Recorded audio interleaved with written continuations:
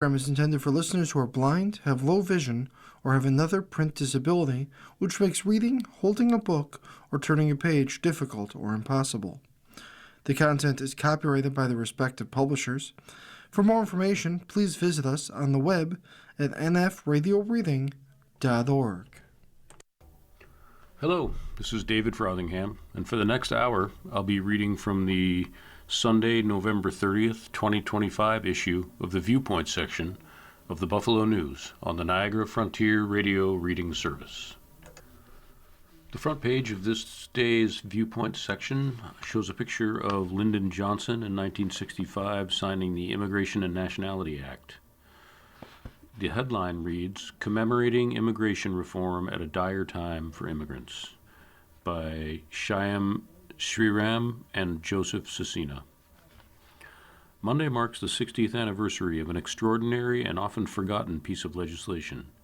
It is the day that the Immigration and Nationality Act, INA, of 1965, also known as the Hart-Celler Act, went into effect. This landmark policy ended the national quota system that had favored European immigrants throughout much of the 18th and 19th centuries. When examining the origins of the Act, we must turn the clock back to 1952. Our research through the JFK Library and Archives show that President Harry Truman vetoed Congress's passage of the 1952 McCarran-Walter Act, which affirmed past legislation to maintain the Euro-centric quota system. Then Representative John F. Kennedy, Democrat from Massachusetts, refused to join the congressional veto override, breaking with a huge coalition of Democratic and Republican legislators. Kennedy would soon be elected to the Senate and continued to push for immigration reform, particularly in the case of Hungarian refugees. The raw material of his efforts formed the basis of a new comprehensive policy that did away with quotas and encouraged emigration from Africa, Asia, and Latin America. Immigration reform assumed a new level of urgency after the assassination of Kennedy in November of 1963. President Lyndon Johnson made his plan to reform immigration policy known during his first State of the Union on January 8, 1964.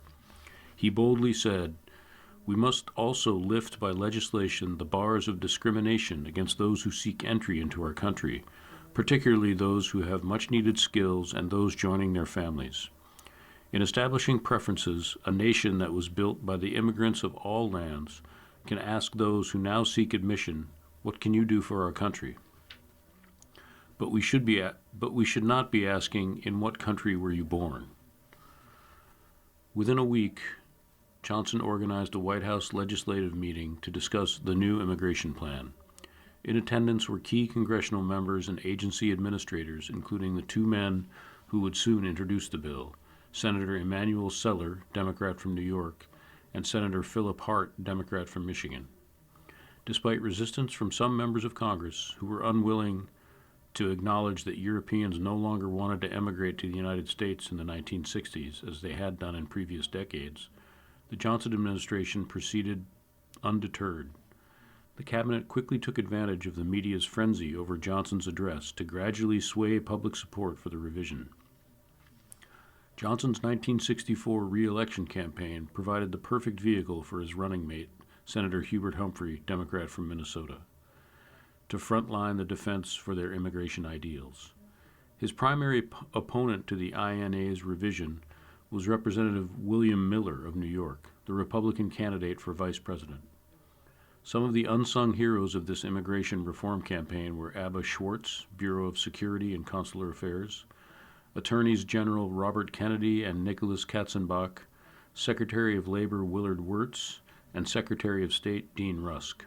Their efforts, and that of Humphrey, later the vice president, throughout 1964 and 1965 in front of congressional committees, at fundraisers and debates, and in op-eds and letters, gradually shifted political and public opinion in favor of immigration reform. On October 3, 1965, Johnson signed the Immigration and Nationality Act into law at a ceremony at the Statue of Liberty. But commemorating this legislation and engaging with the glorious efforts of Kennedy and Johnson comes at a depressing time in U.S. history Immigration is questioned daily and immigrants fear for their lives. Immigrations and customs enforcement agents aggressively question and arrest people, often based on looking or speaking a certain way, and are doing it in a way to dehumanize and humiliate as much as possible. What does it even mean to call oneself American when that label is now met with derision and resistance from those who would have the temerity to question not only naturalization, but the right of birthright citizenship? Despite our current moment and the uneasiness seeing immigration policy unravel with a return to nativist thinking, this is precisely the time to reflect on the lessons of LBJ's campaign to reform federal immigration policy. His work, and that of Kennedy before him, laid the groundwork for another monumental piece of legislation, the Refugee Act of 1980.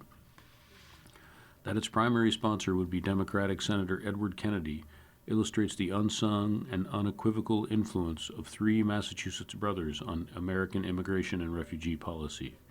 We should all be grateful for their efforts towards equity and inclusion, especially at times like this.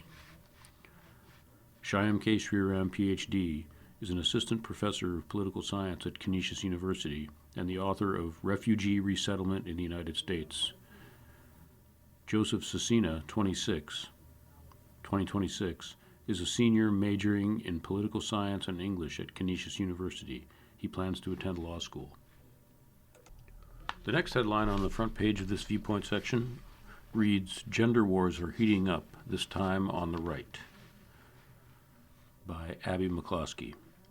More than 500,000 women left the labor force this year. Many are mothers with young children. It's being called the next she session. This may be a good thing to the extent that it reflects women's preferences, such as wanting to spend more time with their families, or that it represents the improved ability of a partner to support a family on a single income. It may be a bad thing to the extent that workplace policies, specifically the rollback of pandemic-era accommodations such as flexible work, make it harder for women to have a family alongside the career they trained for and desire to have. But there's a new theory in town. The fewer women in the workforce, the better. That argument, that working women are woke and will be the downfall of corporate America, is the subject of conservative commentator Helen Andrews' viral essay, The Great Feminization, which is reverberating in conservative circles. It seems that in response to the progressive left's obsession with genders and sexual identities, the political right is toying with its own gender extremism, and it's not just Andrews. From the growing Republican manosphere to prominent Christian leaders such as Doug Wilson questioning women's right to vote, the gender wars have seemingly moved to the right. For now, these ideas mostly live in the political intelligentsia and online far-right hubs, but poignant diagnoses have a way of trickling out, especially in times as uncertain as our own. In her essay, Andrews asserts that as women have entered the workforce in larger numbers, there has been little benefit, only the introduction of so-called female vices, which she calls wokeness. Quote, "Everything you think of as wokeness involves prioritizing the feminine over the masculine, empathy over rationality, safety over risk, cohesion over competition," Andrews argues. Goodbye to the allegedly unbiased pursuit of truth and productivity of the Mad Men era. These virtues have fallen prey to the working women who are increasingly taking over male-dominated professions such as medicine, law, and academia. The result, she predicts, will be disastrous. To be blunt, the rule of law will not survive the legal profession becoming majority female. I get why simple explanations are appealing in our complex and changing world. No one's job seems safe from artificial intelligence. It's hard to support a family, even with two earners, let alone one. Cultural tripwires and division are everywhere, including in corporate America. Tariffs aren't rebuilding domestic manufacturing, quite the opposite, and healthy, able-bodied men remain out of the labor force in historic numbers. Meanwhile, women are surpassing men in educational attainment and excelling in the service sector, although there is a consistent wage gap and leadership positions are held mostly by men. A scapegoat to blame for our workplace and cultural woes would be convenient. It would suggest that our problems can be easily fixed by removing the already limited supports for working women and mothers in particular. Easy enough. Andrews' argument sparked an extensive and thoughtful conversation among many conservative thinkers and writers, including one between Andrews, New York Times columnist Ross Douthat, and my friend Leah Sargent from the Ethics and Public Policy Center, who wrote a compelling book arguing the opposite, how the workplace doesn't yet accommodate women or humans enough, called The Dignity of Dependence. They raised points including that professional settings dominated by women, such as pharmacies or veterinary clinics, are hardly more woke than industries dominated by men, such as management, consulting, and media. Or that men come with public vices too. See the wars and bloodshed of masculine-dominated politics. I too am unconvinced of Andrews' conclusion, which the recent flight of women from the labor force itself contradicts. Perhaps the labor force isn't built by and for women after all. But even more so because I believe in a different vision of what good looks like, and I'm suspicious when anyone elevates the virtues of one gender at the expense of another. Men and women can work together without attempting to either erase gender differences or overemphasize them. We don't need to exaggerate the virtues of one gender or the vices of another, or rail against toxic masculinity on the left or female wokeness on the right. We can recognize the power of men and women together instead of blaming one or the other for our cultural downfall. Practically, we should be seeking a multitude of paths for both men and women to have fulfilling public and private lives. This may include keeping or introducing accommodations such as paid parental leave or flexible work and predictable scheduling that enable more parents, and especially mothers, to establish meaningful career paths while being with their children. Or finding ways for men to be more emotionally and financially attached to their families, instead of nearly a quarter of American mothers single parenting, the largest share in the developed world, as Richard Reeves and others have written about. And yes, we should wonder why women are leaving work and not assume it's for the best. Page 2 of this day's opinion or viewpoint section shows the opinion section, and the editorial shows a picture of New York State Attorney General Letitia James, who is joining leaders from 19 other states and the District of Columbia in suing the Trump administration over egregious funding cuts that will disrupt programs for the homeless. The headline reads, "Punishing the Poor. Homeless Americans are next on the Trump administration's hit list." The timing is impeccable. On a weekend when millions of Americans are gathering under shared roofs to celebrate family and friendship, the Trump administration is drastically undermining homelessness relief, imposing spending caps and other restrictions that could put as many as 170,000 people back on the streets. Having a place to call home is something to be thankful for. For many, though, home is a dream, one that just got harder to attain. The federal government did not defund Housing and Urban Development's Continuum of Care program, which partners with local organizations to connect people experiencing homelessness to housing, but it is making it much more difficult to get assistance that supports permanent housing. Currently, approximately 87% of the funds are allocated to permanent housing, but the new policy, set to take effect for the next funding cycle, limits funding for permanent housing to 30%. This is what's known as fixing something that's not broken. As reported by the News' Justin Sondel, New York Attorney General Letitia James and leaders from 19 other states and the District of Columbia are suing the Trump administration over the restrictions. These state leaders are right to take action to protect their most vulnerable residents, and we hope they prevail in court and are able to block the restrictions before they create mayhem nationwide. Cutting permanent housing assistance and moving those funds to transitional housing is the opposite of what should be done to reduce homelessness. It is difficult to assign any other motive than downright cruelty to the government's actions. The lawsuit states as much. Quote, "Instead of investing in programs that help people stay safe and housed, the Trump administration has embraced policies that risk trapping people in poverty and punishing them for being poor." End quote. HUD's Continuum of Care program was created by Congress in 1987 to help states, local governments, and nonprofits combat homelessness by prioritizing permanent housing as well as childcare, job training, mental health counseling, and transportation services. Funding was to be based solely on need, a housing-first approach. You are listening to a reading of articles and features from the Viewpoints section of the Buffalo News on the Niagara Frontier Radio Reading Service. Housing and Urban Development wants to turn those priorities upside down by changing the focus to transitional housing initiatives with conditions imposed. HUD also intends to exclude organizations that promote diversity, equity, and inclusion, help transgender people, or in other ways act in ways contrary to the federal government's preferred ideology. Decades of research demonstrates that permanent supportive housing and rapid rehousing are most successful in providing long-term stability. Although this program was created by Congress, Congress has played no role in these changes, and it should be noted that Republican as well as Democratic senators and representatives are objecting to the new restrictions.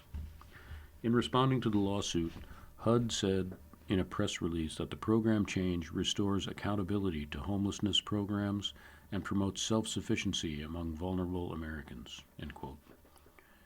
It's hard to see how disrupting thousands of homelessness programs will do anything but cause suffering among vulnerable Americans.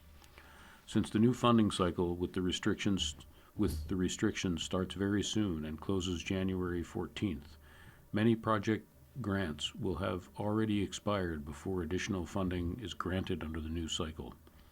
There is a very real probability that people whose funding had run out and are no longer eligible under new criteria will be unhoused during the coldest months of winter. In New York State, 94% of the more than $320 million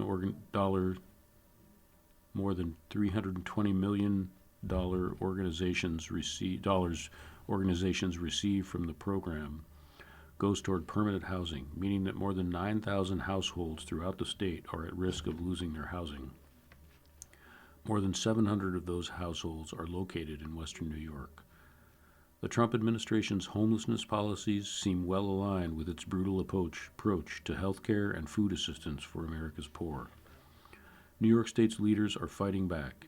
It is long past time for New York's Republican members of Congress to grow a conscience and join them. The next headline is under the My View banner and reads, "Early Rising is a Tribute to Intention." The author, Joe Cruz, values that early morning quiet time. There's a quiet time each day before the world wakes up, a thin slice of time that belongs to no one but you. For as long as I can remember, that hour has been my family's anchor. I've come to call it the Early Risers Club. There's no membership card and no rules, but the lessons behind it have shaped my life. My earliest memories of mornings go back to my grandparents' farm and to my dad, who grew up outside Toledo, Ohio. Before dawn, while most children slept, he was feeding livestock, gathering eggs, and starting a long walk to school. It wasn't glamorous or easy, but it instilled responsibility, discipline, and purpose. When I was a kid, those values showed up differently. Our mornings started early, whether we liked it or not. Later, as a teenager, I delivered newspapers, a job that demanded consistency. You couldn't hit snooze if the paper had to be on the porch before sunrise. Weather didn't matter, the job had to get done. Looking back, those were some of the most formative mornings of my life. What I didn't realize then was that routines like these were laying a foundation. Like many habits we inherit from our parents, I didn't appreciate their impact until years later. Today, rising early isn't about chores or paper routes. It's about clarity. In those pre-dawn hours, the noise of the world hasn't started yet. There are no emails, no meetings, just space. The kind that lets you think, read, or simply breathe. People often ask how I find time to read so much. The answer is simple. I wake up early. Long before the day begins, I've already put my mind to work.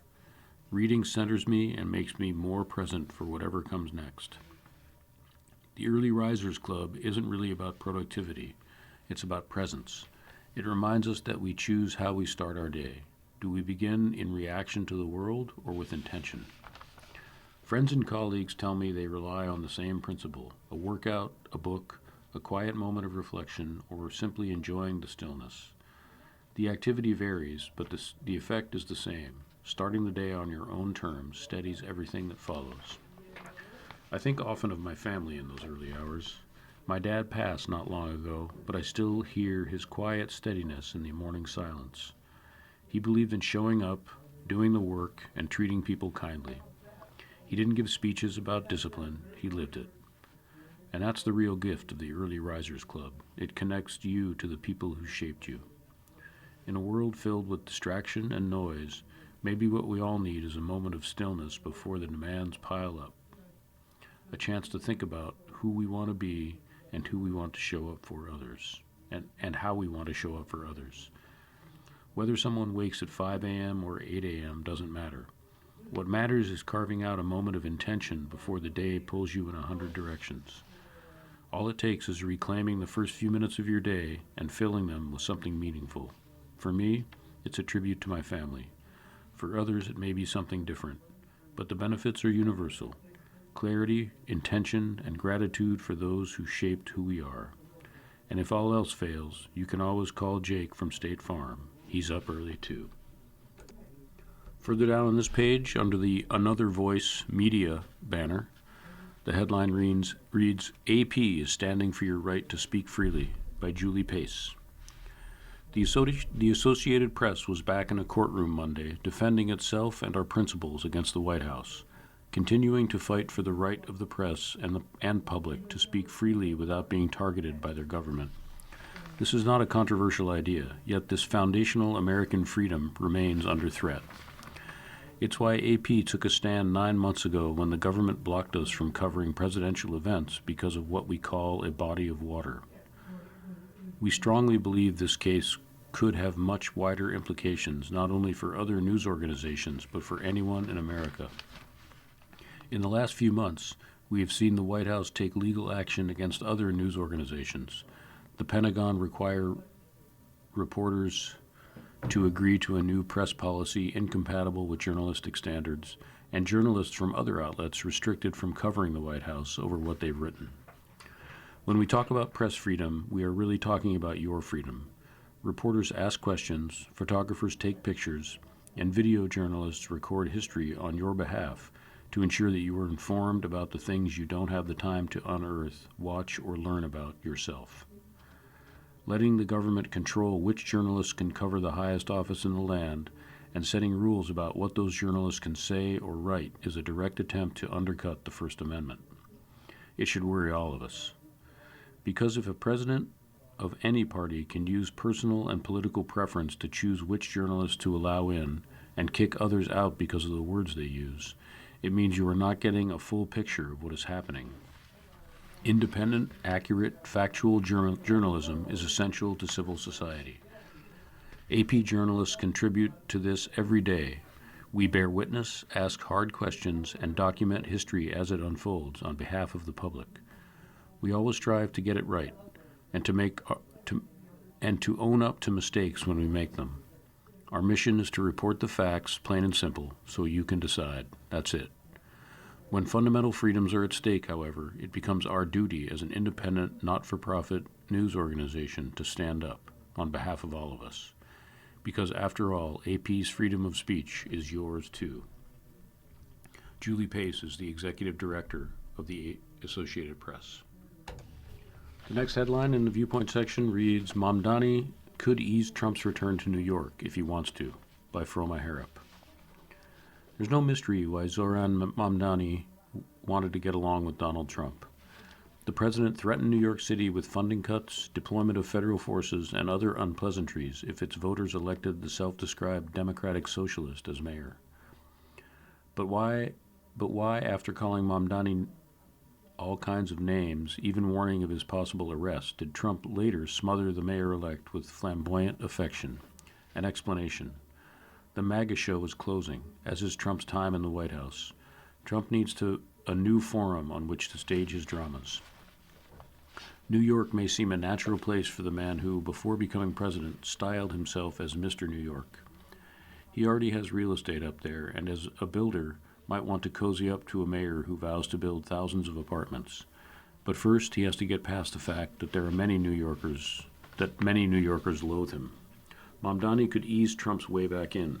The charismatic new mayor could play defense to make his return smooth. Of course, Trump has other places to go after the White House. Mar-a-Lago would be an obvious choice. Problem is, Palm Beach will be much less lively once Trump can no longer dispense government favors to rich hangers-on. Furthermore, once he's no longer president, cameras will move on. There's Trump country, one supposes. The problem there is he's leaving much of it in shambles. The tariffs are bankrupting farmers, and the immigration crackdown is taking their workforce. Meanwhile, most of rural America will be hurt by Medicaid cuts. Besides, wild horses couldn't drag Trump to the places that most loved him. Not enough models, not enough moneyed night spots, not enough money in general, and above all, not enough cameras. The cameras never left Manhattan.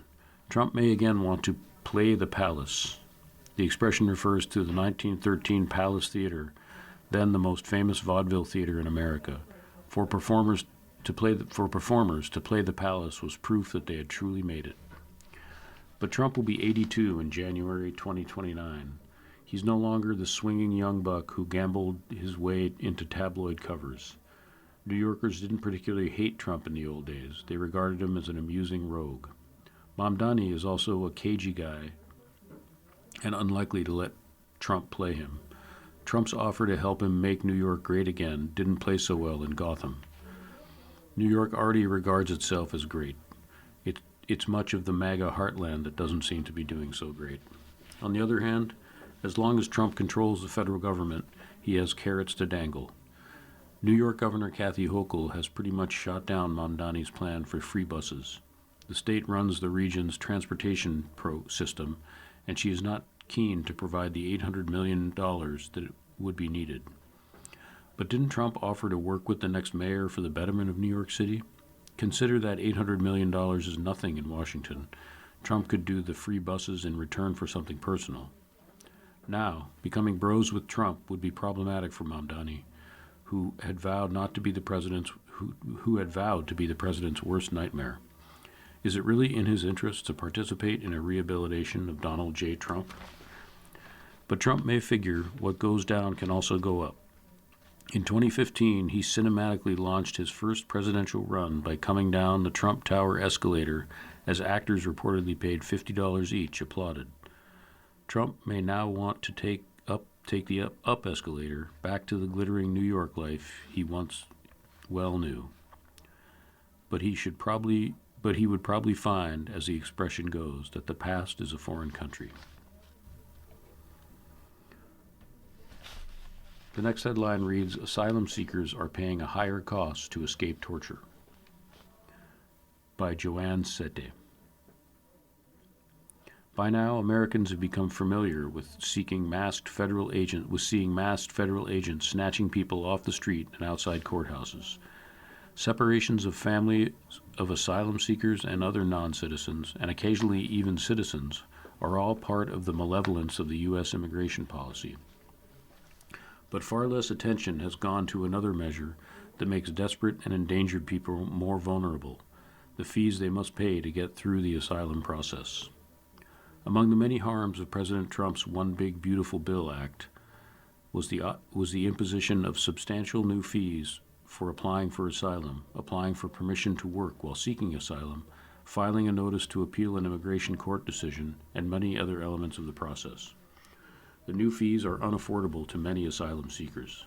Applying for asylum, which was previously free, now costs $100 at the time of application, and $100 for each year that the applicant awaits their asylum decision, which can take quite a few years. In addition, the $550 work permit fee is a cruel catch-22 for people who cannot work in the United States without one.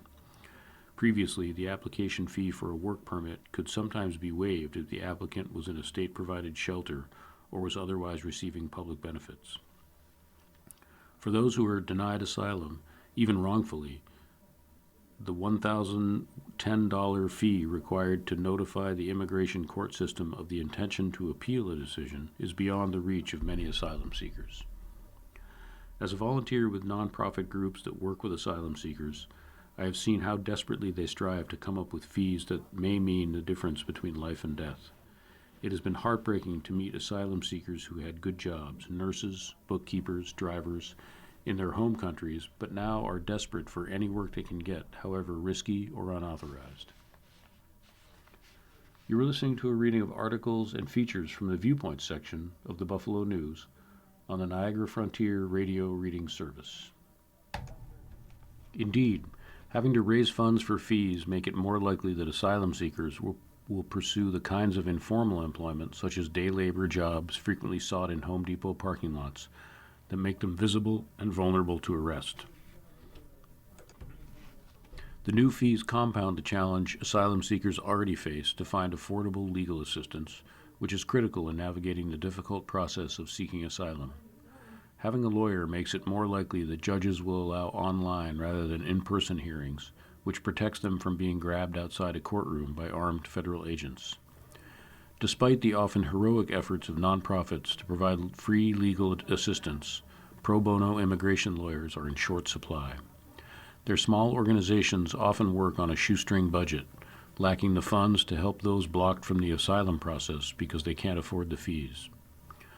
It's difficult to understand the new fees as anything other than a way to make it harder for people who are literally running for their lives. The asylum seekers I've known are fleeing various forms of persecution, including torture, religious or ethnic discrimination, political repression, domestic violence, homophobia, and forced marriage. They don't need the government to make it harder for them to exercise their right to seek asylum under U.S. and international law. People interested in doing something to address the inhumanity of U.S. immigration policy and practices can give money to organizations facing this challenge, such as Asylum Support Clinic or El Barrio Angels in New York. And everyone should do what they can to make the cruelty of Trump's immigration policy an election issue. The next page presents Viewpoints, everybody's column, and letters from the Buffalo News readers. The first letter comes from Mary Colson in East Amherst. The headline reads, "Difficult issues must be discussed." 33. Yes, 33 people were coming to my house for Thanksgiving. I looked down at my Make Lying Wrong Again t-shirt and wondered if I had enough courage to wear it on that day.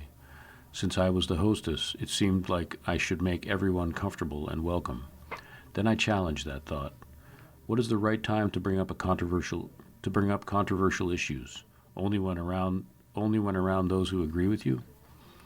I remembered that Jesus said, quote, "I have not come to bring peace to the earth. I have come to set a man against his father and a daughter against her mother." End quote, Matthew 10:34-36. Perhaps my role was more about truth than peace. America is a Judeo-Christian nation whose faith includes the five pillars of Islam. Jesus taught us to feed the hungry, not to take away SNAP benefits from children. Jesus taught us to love our enemies, not to seek retribution. Jesus taught us to love the poor and disenfranchised, not to define them by nationality or borders. Jesus taught us to protect each other, not allow unmarked cars with masked men to take mothers from their children. Jesus taught us to be kind to others, not to call others names just because one's place of power allows it without question. Jesus taught us that truth matters, not a manipulative narrative containing partial truth. I looked at my t-shirt, put it away, and reached for another. It simply said, "Silence is compliance."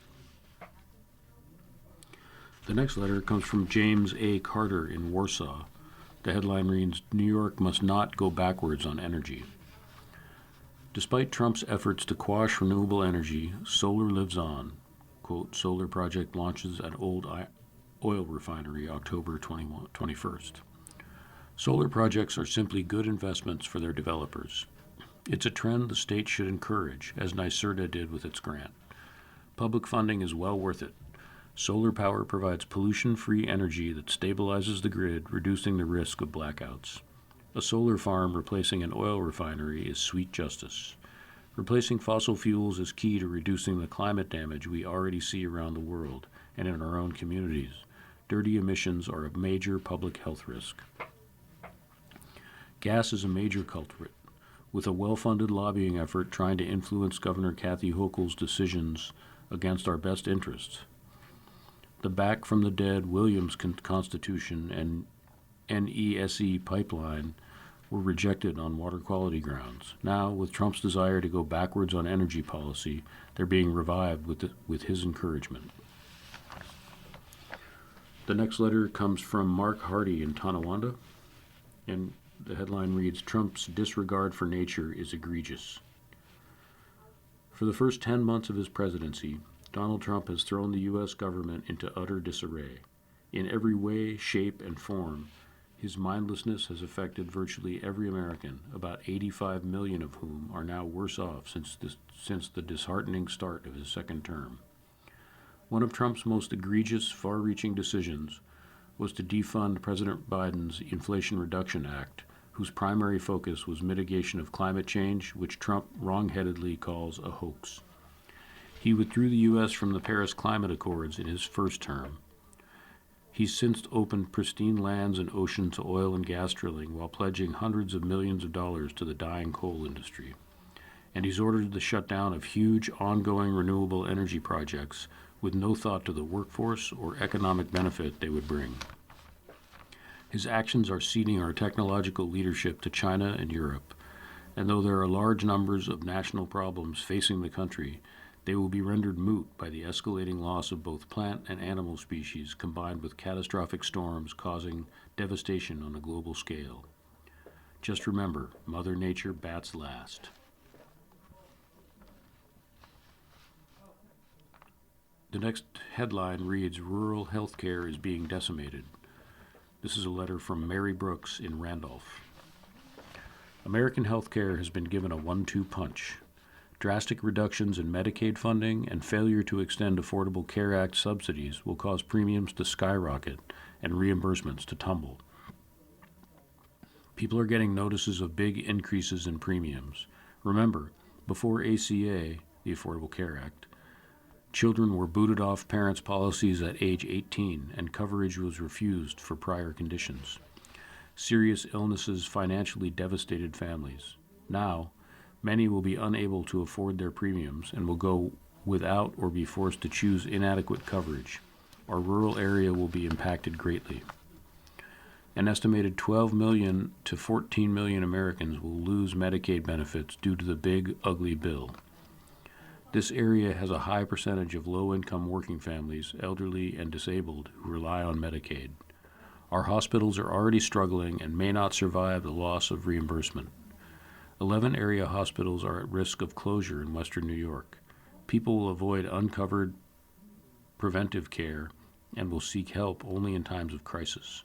$1 trillion in lost Medicaid coverage will not be fixed by a $50 billion Band-Aid. This money will offset only 1/3 of lost funding and is a temporary measure, while the cuts are permanent. The cost of training medical doctors has caused a serious shortage of providers. Hospitals rely on international providers, and Trump has increased the cost of H-1B visas to $100,000. Lack of providers and decreased funding for medical research and training will cause hardship also. Call your representatives and tell them to protect our hospitals. Lives depend on them. The next headline reads, Missing the Meaning of Advent Calendars. This is a letter from Cindy Rabiz in Perry. I had to smile when I read the article by Kim Cook on Advent calendars. The real and true meaning of Advent calendars has nothing to do with pet lovers, gardeners, and crafters, escape room experiences, or fishing fans. It has everything to do with waiting and preparing and looking forward to celebrating Christ's birth and the return of Christ. It truly is a time of great anticipation and longing. Advent calendars began in the 4th century and always revolved around the Christian belief in Christ as our Savior. Many of the traditional calendars featured a manger scene or winter weather or even St. Nicholas. It saddens me that our society feels the need to change the true meaning of the Advent calendar into, quote, what can I or my dog get daily? I don't know. Does it really always have to be about me?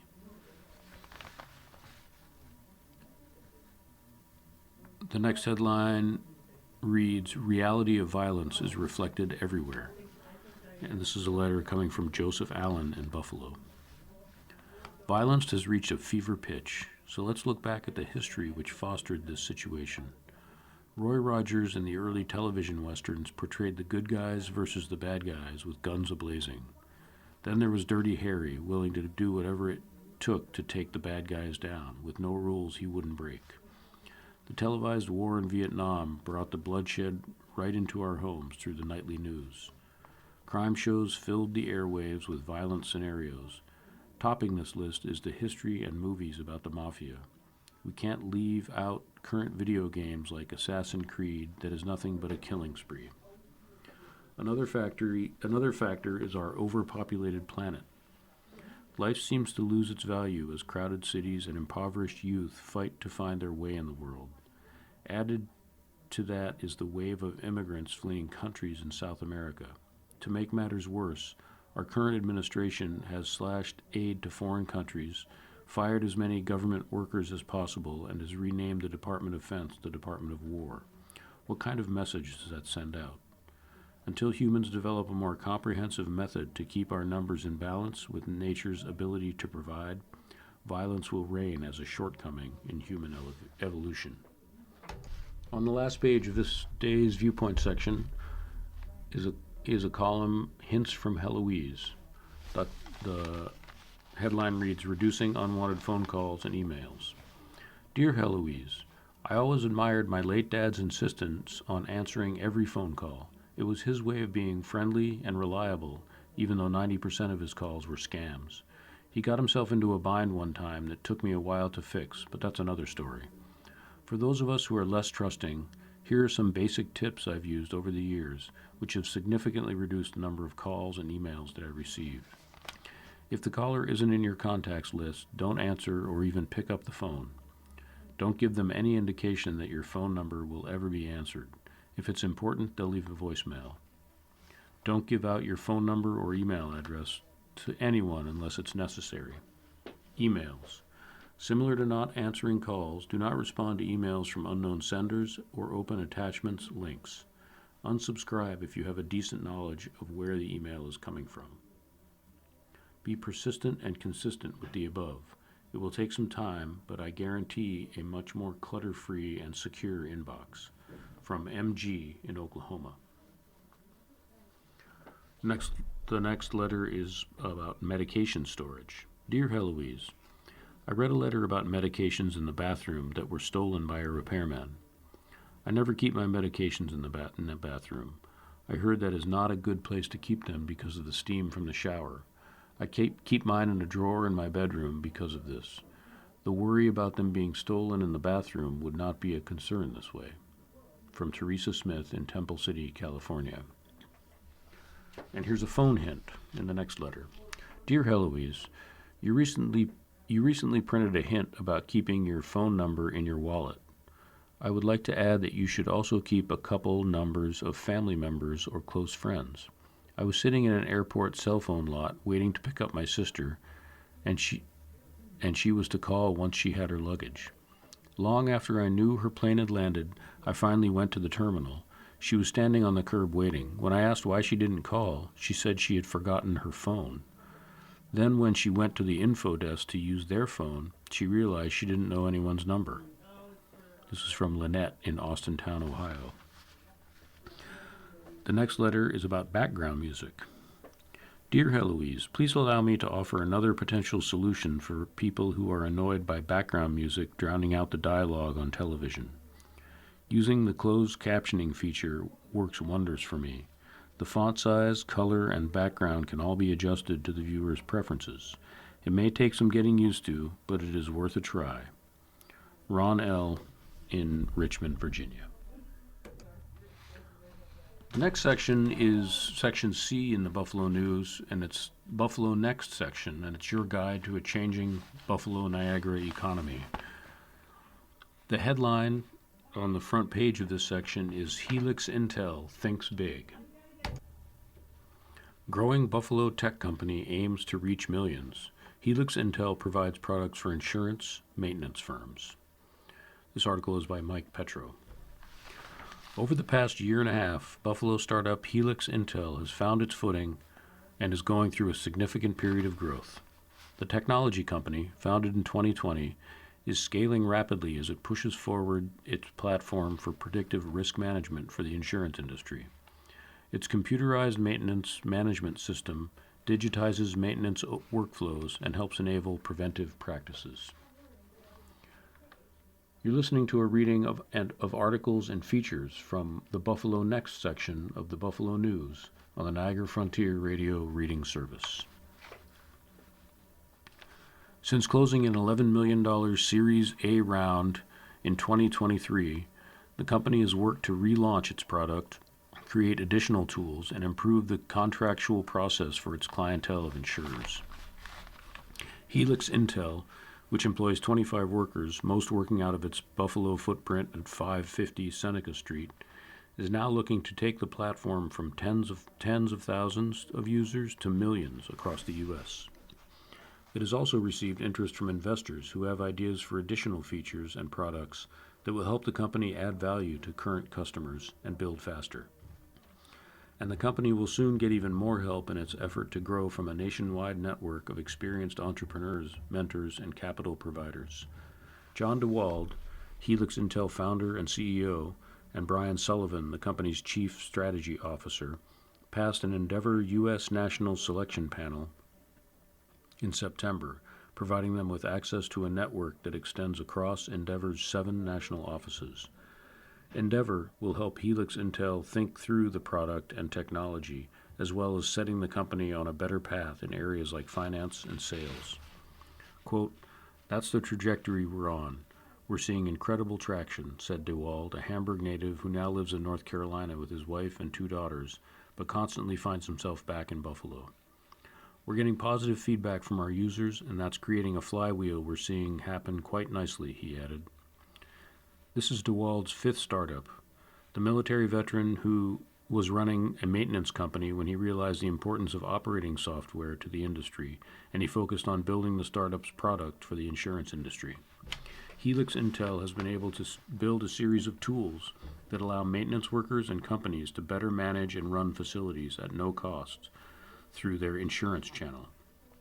Quote, "We have an incredible opportunity where not only are we helping the maintenance teams, but also the insurance industry restructure a portion of how they look at risk management so they can be far more impactful with their policyholders," DeWalt said.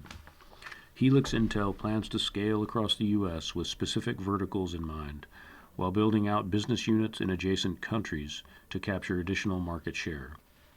The company is not raising funds right now, but there's been some inbound interest from investors that the company is evaluating, Sullivan said. Early on, he received introductions into the 43 North accelerator ecosystem, leading to the company getting help from people who had built a tech company before. Helix Intel also leans on its Buffalo footprint when trying to appeal to its customer base, most of which are companies from the Midwest.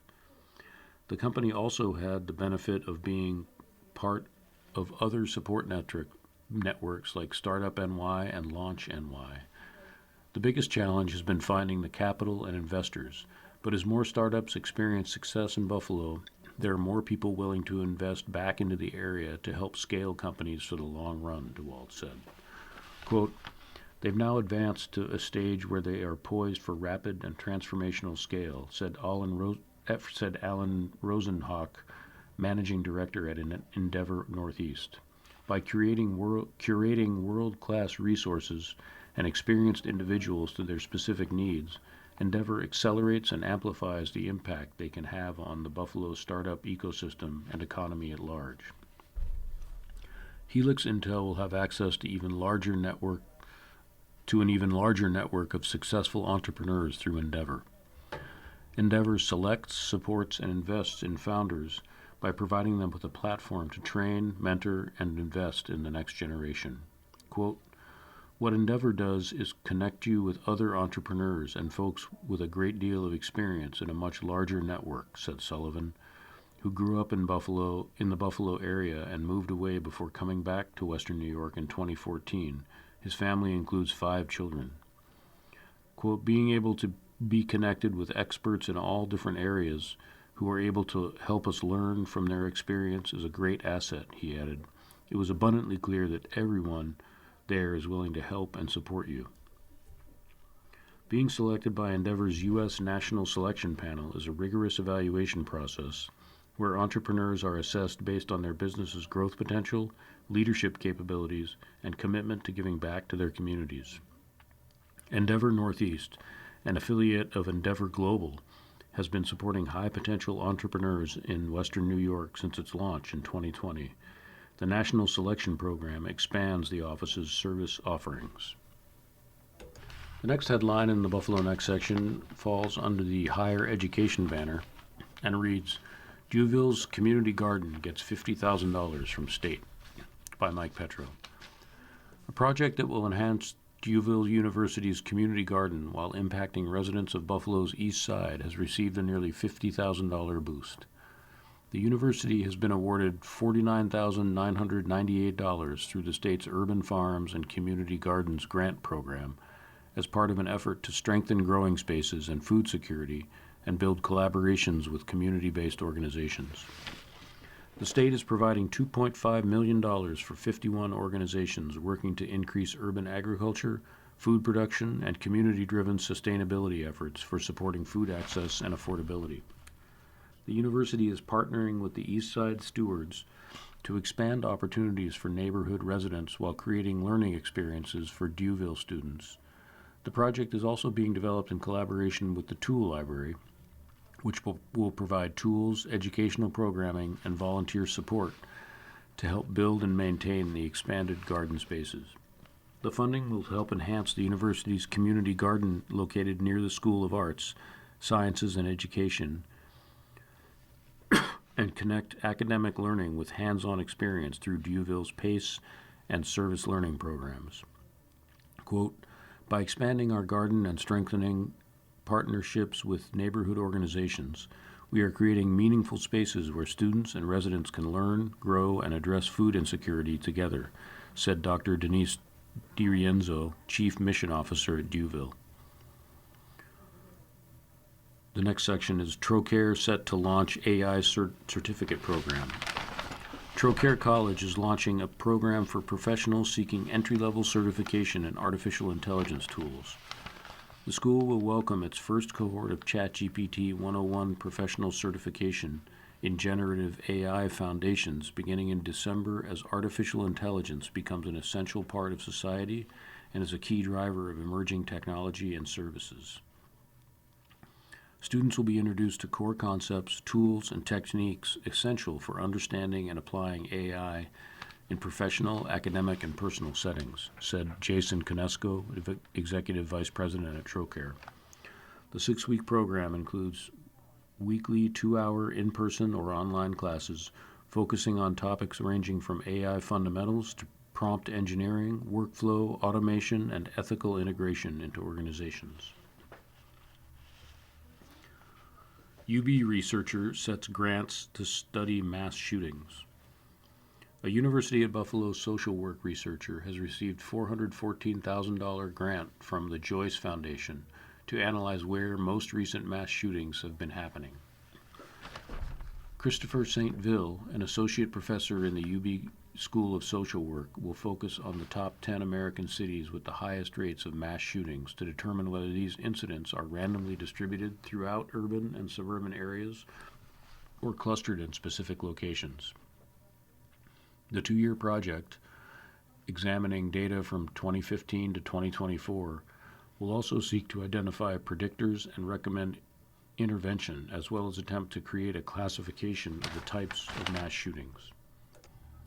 This research is being conducted in partnership with social work researchers from the University of Toronto, Boston College, and the University of Illinois of Chicago.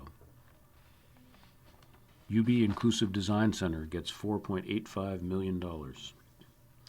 The Center for Inclusive Design and Environmental Access at the University at Buffalo has received a 5-year, $4.85 million award from the National Institute on Disability, Independent Living, and Rehabilitation research to continue its work in advancing principles of universal design. The funding will support the IDEA Center's Rehabilitation Engineering Research Center as it engages consumers, designers, service providers, and policymakers in designing, using, and evaluating innovative and supportive physical environments, transit, information technology, and products. Next headline is Duville Grant Aids Youth Mental Health. Duville University has been awarded $100,000 grant from the State Office of Cannabis Management to launch an initiative designed to expand access to mental health services for youth ages 16 to 24 living in Buffalo's most underserved neighborhoods. The Refresh Community Mental Health Project is a 2-year effort expected to serve 300 young people from communities disproportionately impacted by past drug policies. It will be anchored in Duville's new Community Mental Health Resource Center, which will provide trauma-informed care, psychoeducational support, and career counseling to help young people overcome barriers to wellness and opportunity. UB Grant focuses AI research on oral biology. A University of Buffalo researchers work to employ artificial intelligence to better understand periodontal disease, development, and progression received a shot in the arm. Liu Li, a postdoctoral associate in the School of Dental Medicine, was awarded $993,000 Pathway to Independence Award from the National Institutes of Health. It funds a 5-year study that will utilize an AI subset known as machine learning to study bacterial communities in the mouth collected from more than 2,600 individuals, some of whom were followed over a 5-year period. UB biophysicist gets $2.1 million to study fatal diseases. University at Buffalo biophysicist Priya R. Banerjee has received $2.1 million National Institutes of Health grant to continue his research on biomolecular condensates linked to fatal human diseases. The funding is Maximizing Investigators Research Award, which is given to promising investigators whose research falls within the mission of the National Institute of General Medical Sciences. It is a 4-year extension of the 5-year MIRA that Banerjee received in 2020. You've been listening to a reading of articles and features from the Sunday, November 30th, 2025 issue of the Viewpoints section and the Buffalo Next section of the Buffalo News. We read from these sections of the Buffalo News every Sunday at 6 p.m. Your reader has been David Frothingham. Thank you for listening. Coming up next in the Niagara Frontier Radio Reading Service, we have the National Enquirer. At 8 p.m., we have People Magazine. And at 9 o'clock, we have the New York Times Book Review. Stay tuned for these readings and more. And if you have any comments, suggestions, or questions, please stay with us.